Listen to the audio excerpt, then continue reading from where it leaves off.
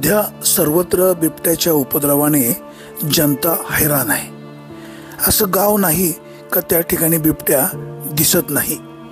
जुन्नर, आंबेगाव, खेड, शिरूर या तालुक्याबरोबरच आजूबाजूच्या तालुक्यात सुद्धा बिबट्यांचा उपद्रव वाढतोय आणि या उपद्रवाने जनता त्रस्त आहे।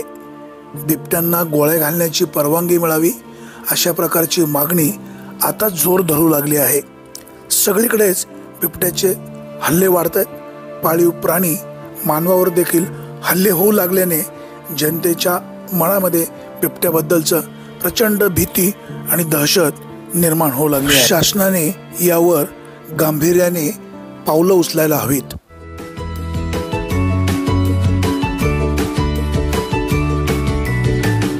बातम्या शेतीच्या, बातम्या मातीच्या, बातम्या अन्यायाच्या, गुन्हेगारीच्या,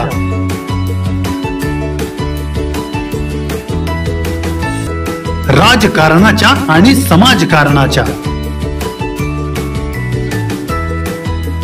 शोषणाविरुद्ध बुलंद आवाज, जनसामान्यांच्या हुंकाराची गाज, सत्कार्याला प्रोत्साहन,